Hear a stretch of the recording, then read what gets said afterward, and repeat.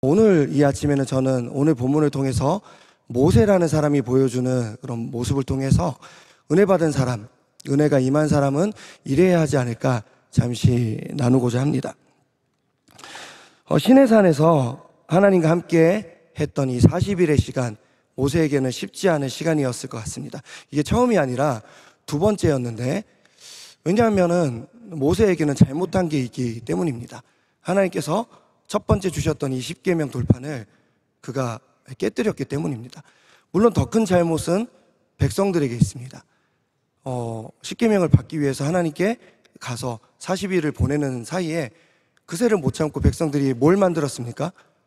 금송아지 우상을 만들었습니다. 이번 주 화요일에 담임 목사님이 이 새벽 이 자리에서 멀어지는 것은 한순간이다 말씀해 주셨는데, 진짜 멀어지는 것은 한순간인 것 같습니다. 모세가 안 보이니까 하나님도 희미해지고, 또 우상을 만들어 버리니까 하나님과 더 한순간에 멀어지고, 그래서 금송아지를 만들었습니다.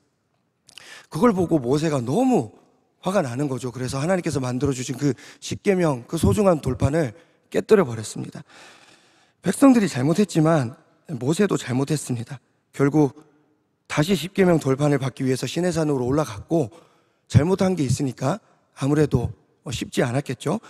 게다가 그 40일 동안, 두 번째 40일 동안 모세가 어떻게 지냈는지 보면 가슴 한구석이 답답해지는데요.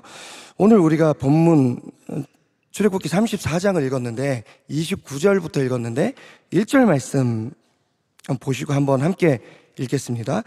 34장 1절 말씀입니다. 함께요. 시작.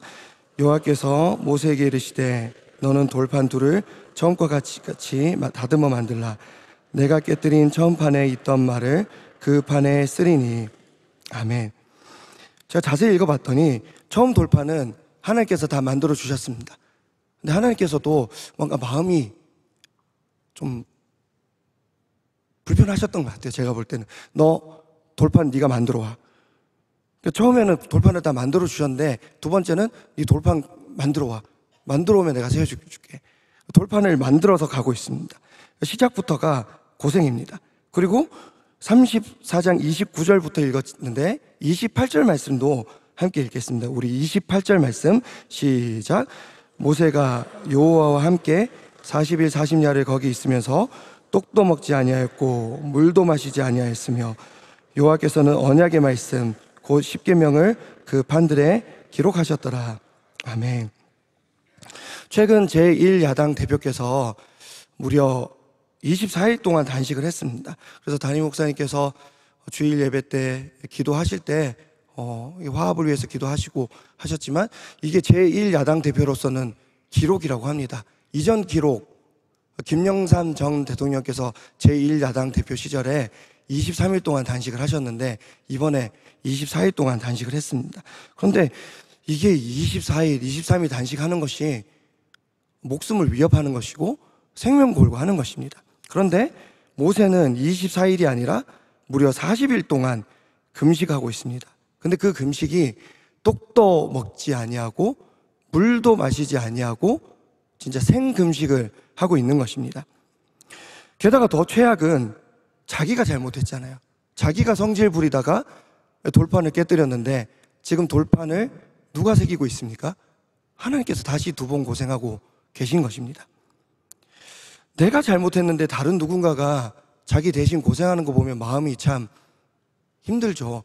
요즘에는 교권이 많이 무너져서 학부모 때문에 선생님들이 견디다 못해서 스스로 목숨 끊고 그게 뉴스에 나오기도 하지만, 저는 어린 시절에 학교에서 전화 주시면 두렵고 떨리는 마음으로 저희 부모님께서 학교에 가셨습니다. 여러분들은 안 그러셨습니까? 저는 주로 제가 잘못하는 입장이었기 때문에 학교에서 이제 전화가 오면 저희 부모님 잘못했습니다. 저희 아들이 잘못했습니다. 그렇게 조아렸던 기억이 납니다. 제가 잘못했는데 저희 부모님이 사과하고 있으면 저는 이제 몸도 힘들고 마음도 힘들고, 모세가 딱 이런 상황입니다. 몸도 힘들고 마음도 힘들고. 그러나 여러분, 몸도 힘들고 마음도 힘들어도 하나님과 함께 있는 시간이 은혜의 시간인 줄 믿습니다. 모세에게는 이 40일이라는 시간 분명 참 힘들었을 고난의 시간이었습니다. 하지만 한편으로는 하나님께서 그 40일 동안 함께 하셨던 은혜가 임하는 시간이 되었습니다. 지난주에 담임 목사님 말씀하셨지만 창세기에서 은혜라는 단어가 제일 많이 기록된 두 사람이 있습니다. 한 사람은 야곱이었고 한 사람은 요셉이었습니다. 그런데 야곱과 요셉 이 두 사람 어떻게 은혜라는 단어로만 설명할 수 있겠습니까? 이 두 사람 정말 많은 고생을 하지 않았습니까? 그러나 하나님과 함께 동행한 두 사람이기 때문에 비록 고난이었지만 두 사람의 삶은 고난이기도 하지만 은혜가 임한 삶이었다. 그렇게 성경은 고백하고 있는 것입니다. 모세도 마찬가지입니다. 40일 동안 금식하며 떡도 못 먹고 물도 못 마시고 고난 가운데 있었던 40일이었지만 그 40일 내내 하나님과 함께한 시간이었기 때문에 그 시간은 은혜가 임한 시간이었습니다. 결국 보십시오. 그 40일의 시간을 보낸 후에 다시 돌판을 두고 내려올 때, 그게 우리가 함께 읽은 본문의 말씀인데 모세의 얼굴에서 광채가 났다. 그렇게 성경은 말합니다. 29절 중간에 이렇게 기록되어 있습니다. 모세는 자기가 여호와와 말하였으므로 말미암아 얼굴 피부에 광채가 나나 깨닫지 못하였더라. 그렇습니다. 은혜 받은 그의 얼굴은 광채가 났습니다. 비록 고생했죠. 몸도 마음도 어려웠죠. 40일 동안 금식했죠. 하지만 빛 대신 하나님과 40일 동안 함께 했더니 빛이신 하나님의 그 빛을 온전히 받아서 그도 빛나는 사람이 되었습니다. 모세의 이러한 모습은 하나님을 만난 사람이라면, 하나님을 믿고 은혜가 임한 사람이라면 이래야 한다는 것을 우리에게 보여줍니다. 우리는 빛이 나는 사람이 되어야 될 줄 믿습니다. 우리는 빛나는 사람이 되어야 됩니다. 하나님께서 빛이시니까 그 빛이신 하나님을 만나고 그 빛이신 하나님과 동행한 사람이라면 우리 역시 빛나는 사람이 되어야 하겠습니다. 우리 그렇게 서로 빛나게 되기를 바라는 마음으로 추석당에 서로 축복하면서 우리 이렇게 인사하겠습니다. 반짝반짝, 네, 반짝반짝, 네, 반짝반짝, 네, 서로 빛나기를 축복합니다. 자, 그런데 이제 오늘 말씀 제목을 빛나는 사람이 아니라 은혜로 빛나는 사람이라고 잡았습니다.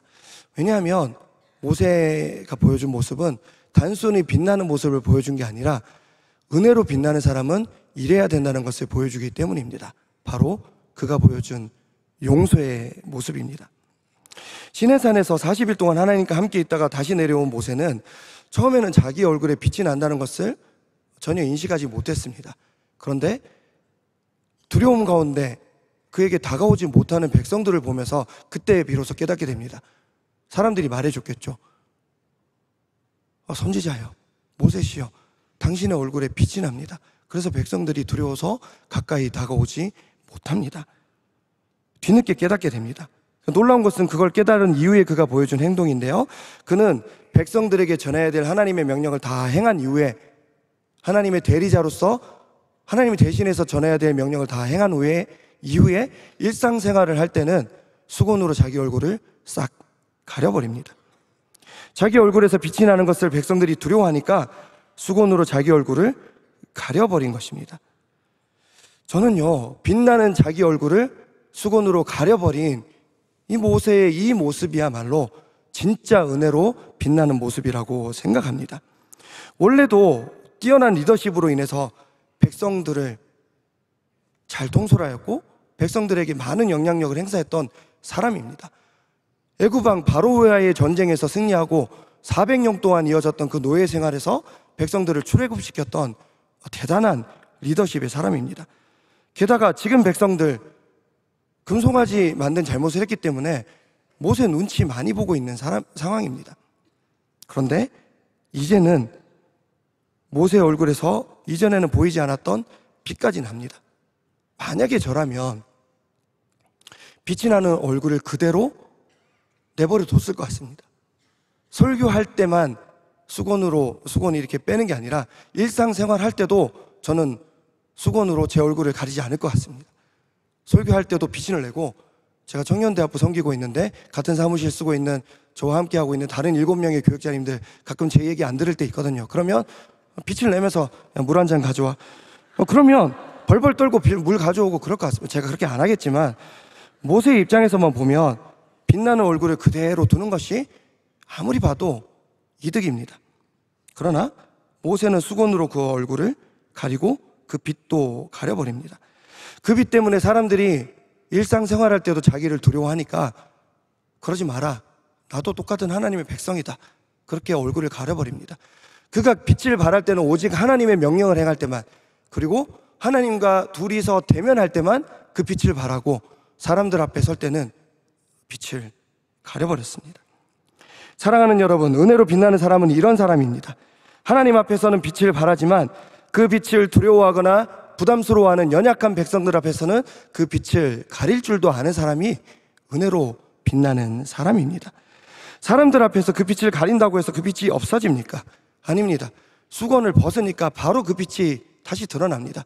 하나님과 둘이서 만날 때는 오히려 둘이서 대면하여 대화했다고 오늘 성경은 말합니다. 더 그 빛이 찬란해집니다. 믿음 역시 마찬가지입니다. 믿음은 하나님께 보여주라고 있는 것이지 연약한 사람 앞에서 내가 좀 더 잘 믿는다고 자랑하라고 있는 것이 아닙니다. 믿음이 연약한 사람들 앞에서는 나의 믿음, 나의 빛도 가릴 줄 아는 것이 진짜 은혜로 빛나는 사람입니다.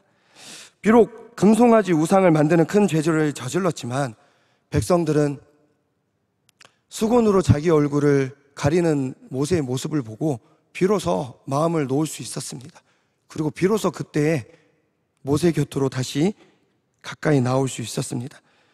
얼굴에서 빛이 나니까 하나님 그 자체로 보이는 사람이었는데 수건으로 얼굴을 가려버리니까 그제서야 백성들이 마음을 놓았습니다.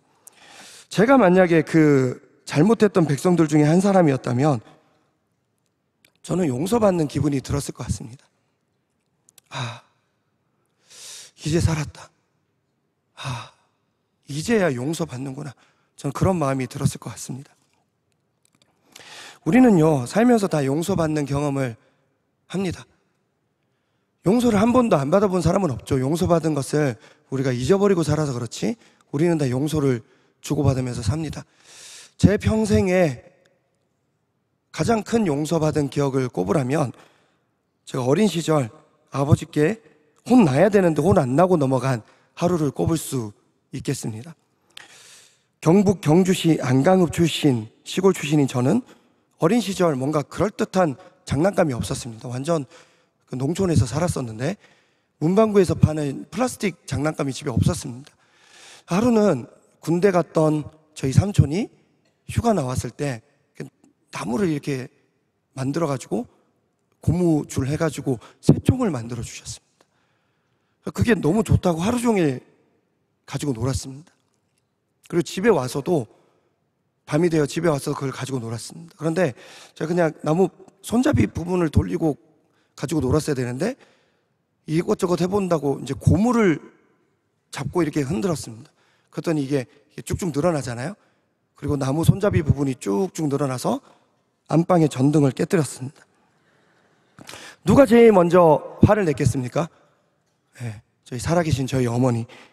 저희 어머니께서 듣자마자 이제 엄청 화나셨죠. 그리고 첫 번째 십계명 돌판을 깨듯이 저를 패셨습니다. 엄청나게 맞았습니다. 더 최악인 것은 이제 불이 꺼졌으니까 이제 수건으로 얼굴 가린 듯이 저는 두드려 맞았죠. 깜깜한데 맞는 그 두려움 가운데. 놀라운 것은 새총 만들어 주셨던 휴가 나온 삼촌, 분명 방금 전까지 깨어 계셨는데 잠든 척을 하는 겁니다. 아무튼 저는 그렇게 홀로 어머니와 단둘이 대면하고 그렇게 한참의 시간을 보낸 후에 어머니께서 이제 좀 분이 풀리셨는지 이렇게 말씀하셨습니다. 아빠 오면 니는 죽었어. 아빠 오면 니는 죽었어. 저는 이게 실컷 두드려 맞은 것뿐만 아니라 이게 끝나지 않았다. 이제 시내산에서 우리 아버지가 내려오면 나는 이제 뒤졌다. 뭐 그런 생각. 그게 진짜 힘들더라고요. 여러분, 용서받지 못한 상태로 시간이 가는 것이 얼마나 고통스러운지 아십니까? 그래서 제가 그때 노력을 했습니다. 나도 삼촌처럼 잠들어야 되겠다. 근데 잠들려고 했는데 잠이 잘 오지 않았습니다. 아버지께서 그 신방 마치고 들어오시니까 제가 펑펑 울면서 싹싹 빌었습니다. 아버지, 잘못했습니다. 용서하여 주시옵소서. 그런데 저희 아버지께서 전혀 화를 내시지 않는 겁니다. 괜찮아, 이거 종구 갈면 돼. 그리고 금방 종구를 갈아주셨습니다. 그리고 저한테 아들 안 다쳤어? 제가 더 울었습니다. 제가 더 울고 그날은 제가 아버지랑 끌어안고 잤죠. 그리고 생각했죠. 어머니 이럴 거면 왜 그렇게까지 하셨을까? 그리고 더 죄악이었던 것은 방금 전까지 자고 있던 삼촌, 형님 오셨습니까? 저 휴가 나왔습니다. 모든 상황이 끝난 후에 그렇게 하셨던 게 더 놀라웠습니다. 아무튼 저는 평생 잊혀지지 않는 용서의 시간입니다. 물론 그 이후로는 저희 아버지께서 저를 잘 용서하지 않으셨습니다. 제가 잘못할 때마다 혼내셨고 타박하셨지만 그날의 용서는 잊혀지지 않습니다.